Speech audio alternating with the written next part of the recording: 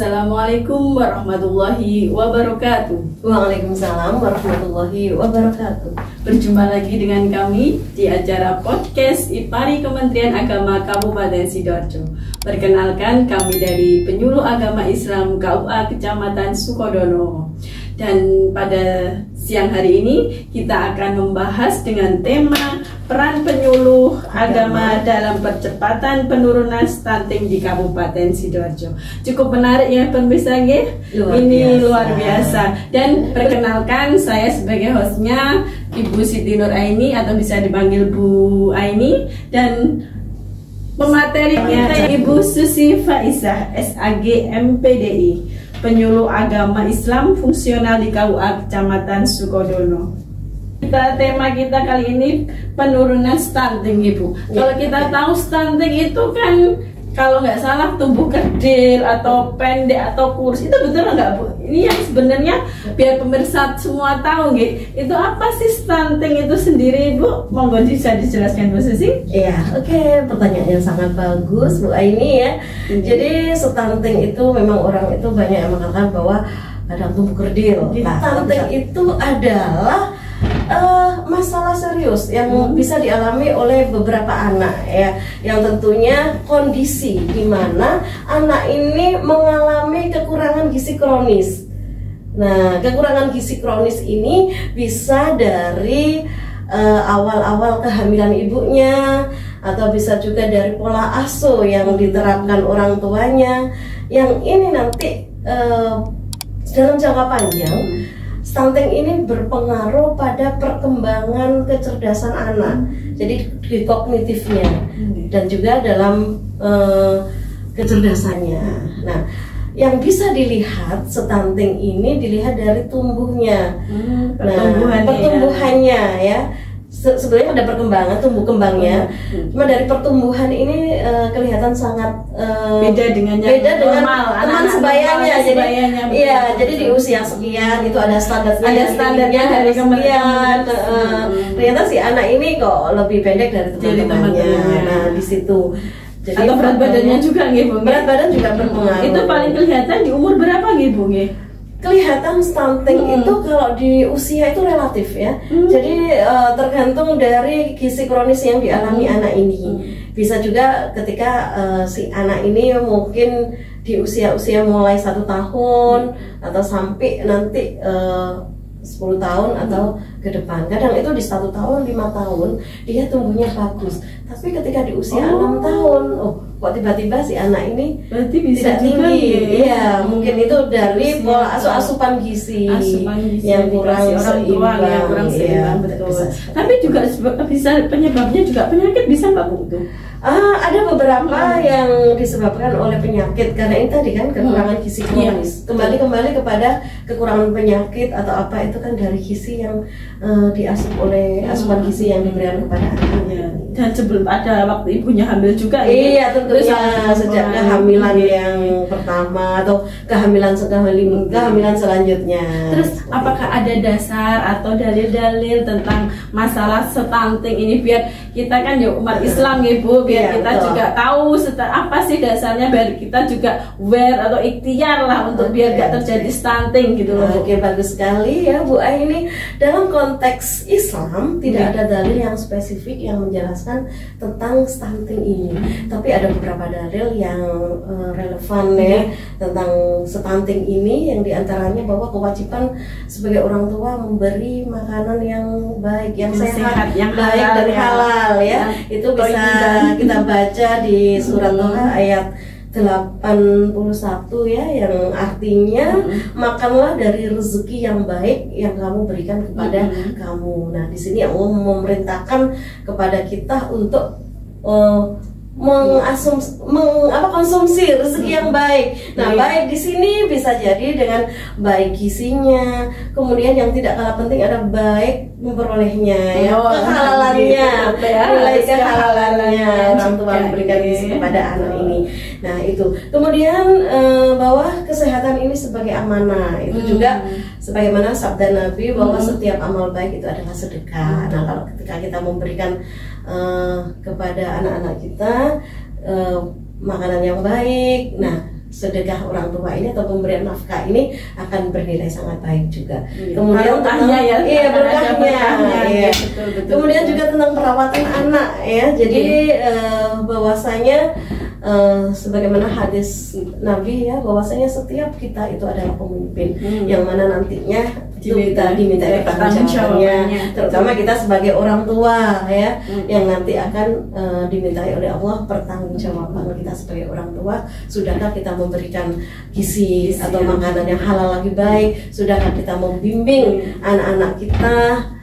Sudahkah kita memberikan pendidikan agama dan pendidikan yang lain yang baik di situ. Kemudian tentang pencegahan penyakit, ini juga ada dalil tentang pencegahan penyakit, yaitu hadis yang diriwayatkan oleh Bukhari ya, yang mana kesehatan adalah nikmat yang besar. Betul, kesehatan. Ini kembali ke semuanya adalah ya, stunting ini berkaitan juga dengan kesehatan. Seperti itu adalah dalil yang relevan.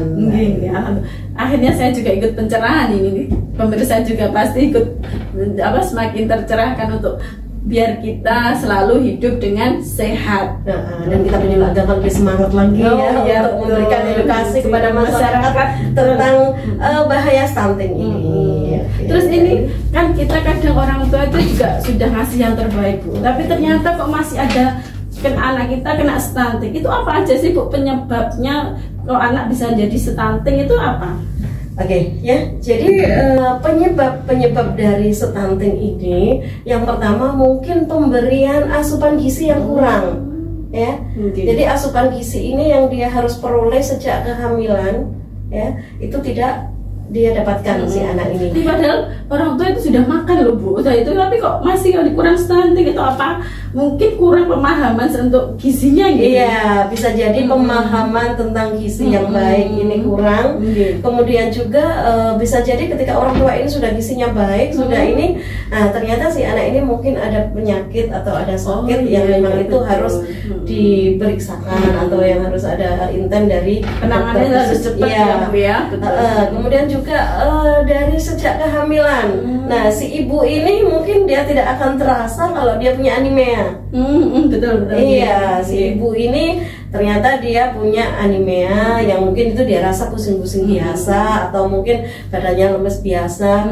Biasa sih di awal-awal kehamilan 3 bulan pasti ada mual, ada kok makan nggak nafsu. Nah, itu dia tidak periksakan.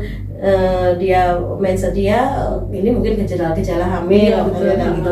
Ternyata di awal-awal ini ternyata dia sudah kena anemia. Nah, itu tanpa sadar potensinya ya. Itu potensi bayinya bisa stunting. Terus untuk langkah-langkah apa atau kiat-kiat apa yang untuk bisa jadi anak itu kita tumbuh kembang sehat, terhindar dari stunting, itu apa Ibu? Langkah-langkahnya adalah kita harus mengoptimalkan pola asuh kepada anak kita. Tentunya pola asuh kepada anak kita. Sudahkah kita memastikan gizi yang baik pada anak kita? Gizi nggak harus mahal. Oh iya. Ya, jadi bisa anak kita semuanya bisa beli loh. Iya, udang 1 ekor ya. Itu gizinya sudah luar biasa ikan itu dibanding kita memberikan anak kita ciki. Oh betul. Atau memberikan anak kita coklat. Ya. Sekarang junk food itu lebih banyak sih, Bu. Lebih banyak. Padahal itu yang berbahaya nggih. Apalagi kita di Sidoarjo ini potensi ikan kita itu kan sangat luar biasa, dan kalau kita lihat nggak mahal kan ya. Juga kadang kan kita orang tua itu pilih instannya, disuapin lah anak kita dengan bakso, beli bakso 10.000. Iya, mudah kan? Iya, diambil gampangnya. Mudah. Terus anak suka. Betul. Coba kalau ini mindset orang tua ini dirubah, belikan anak kita ini udang itu kan 7.000 ya kalau itu kita beli di toko sayur-sayur itu. Nah, itu 1 ekor udang ini sudah gizinya luar biasa kepada anak kita. Nah, daripada daging ya. Iya, jadi optimal pola asuh ini secara asupan gizi dan yang lain ini yang kurang seperti itu. Langkahnya itu harus dioptimalkan tentunya ya. Oke, Terus ini kan kita sebagai penyuluh, itu peran penyuluh dalam pencegahan stunting itu apa, Bu? Kaitannya dengan Kementerian Agama, dengan itu kok. Padahal kan ini kita agama, Bu, untuk itu. Padahal di KUA itu juga perkawinan ya, nikah. Kok hubungannya dengan stunting? Bukannya stunting itu untuk dinas kesehatan saja. Kok kita itu perannya itu seperti apa, Bu? Oke. Iya, bagus sekali. Ini pertanyaan yang bagus dan juga PR kita semua ya, sebagai penyuluh agama kita bersama-sama untuk berdakwah dalam rangka pencegahan stunting ini. Peran penyuluh agama di sini adalah sangat penting ya, karena kita sebagai ujung tombak di masyarakat, kita yang langsung berdekatan dengan masyarakat, memberikan penyuluhan atau bimbingan tentang stunting ini kepada kelompok-kelompok binaan kita, kepada majelis taklim atau kepada pemuda-pemuda di remaja masjid atau di binaan-binaan yang lain, yang mana sebagaimana dengan program dari Kementerian Agama, bahwasanya ada program yang pertama yaitu tentang bimbingan perkawinan kepada catin. Kenapa? Kementerian Agama ini sangat penting dalam pencegahan stunting ini, karena pencegahan stunting ini kalau anak sudah lahir terus dia kena stunting, dia gizinya kurang, itu akan sulit untuk diperbaiki. Tetapi ketika stunting ini kita cegah dari hulu, dari hulunya, dari sebelum si catin ini hamil, ya, itu akan lebih baik, ya, lebih mengena, lebih baik. Misalkan si catin ini mungkin juga informasi lebih awal ya, dia kena anemia. Nah, itu kan ada periksa ke kesehatan, periksa ke puskesmas, nanti akan diberikan oleh kesehatan tentang obat atau apa istilahnya, asupan gizi yang obat untuk anemia ini supaya tidak anemia. Nah, itu ketika catin daftar ke kita, peran kita sebagai penyuluh. Nah, di situ kita memberikan bimbingan catin secara mandiri, ya. Jadi kita berikan selain tentang pembinaan keluarga sakinah, bagaimana dia nanti tentang pilar-pilar membangun keluarga sakinah mawaddah warahmah, ya, yang ada 5 pilar itu, yang diantaranya adalah zawaj, kemudian misakun walidon, kemudian muasyarah bil ma'ruf, musyawarah, dan saling itu. Dan yang paling penting juga di situ ada materi tentang kesehatan reproduksi. Ya, nah di kesehatan reproduksi inilah catin akan diberikan pemahaman, kita berikan tentang bagaimana nanti ketika punya anak atau memberikan pola asuh yang baik, yang optimal tentang pencegahan stunting ini dan bahaya stunting. Nah, kemudian juga ada juga program dari Kementerian Agama yang tentunya semuanya program-program Kementerian Agama ini lebih banyak kita sebagai penyuluh agama yang berperan langsung di masyarakat yang memberikan penyuluhan, ya. Soalnya kita ada program betul, ada program bimbingan remaja usia sekolah, ya, atau BRUS ya. Nah, dalam BRUS ini juga ada materi tentang pencegahan pernikahan dini. Karena apa? Menikah dini ini sangat potensi untuk stunting ketika nanti dia melahirkan anak. Karena dia juga persiapan, belum siap, masih anak-anak mau melahirkan anak, kan seperti itu. Jadi anak gendong anak.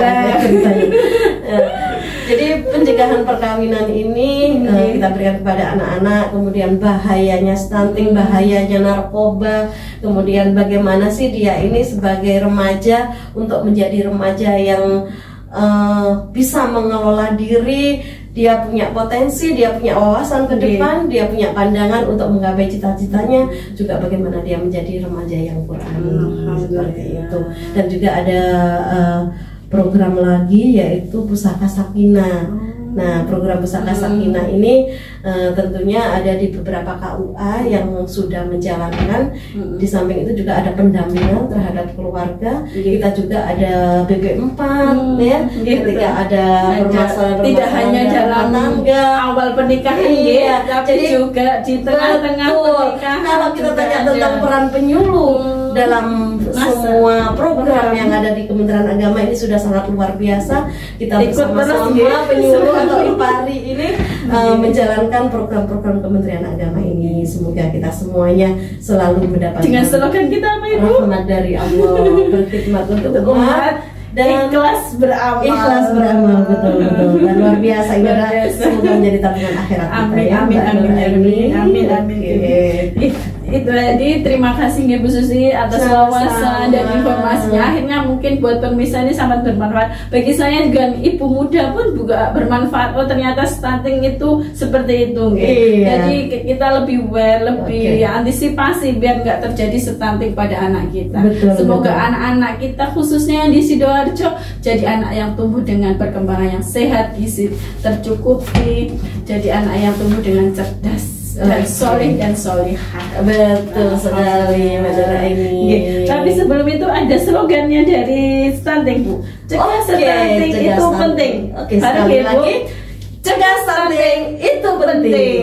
Dan tapi sebelum kita akhiri ada kita pantun ya, Bu. Oke, siap. Lihatlah burung hinggap di atas genting. Burung hilang punya Pak Bambang. Mari cegah resiko terjadinya stunting Dengan penuh asupan gizi seimbang. Oke, luar biasa ini pantunnya Mbak Aini. Itu saja dari kami. Apabila ada kekurangan kami mohon maaf yang sebesar-besarnya. Sampai ketemu lagi di lain waktu. Saya akhiri, wabillahi taufiq wal hidayah. Wassalamualaikum warahmatullahi wabarakatuh. Waalaikumsalam warahmatullahi wabarakatuh.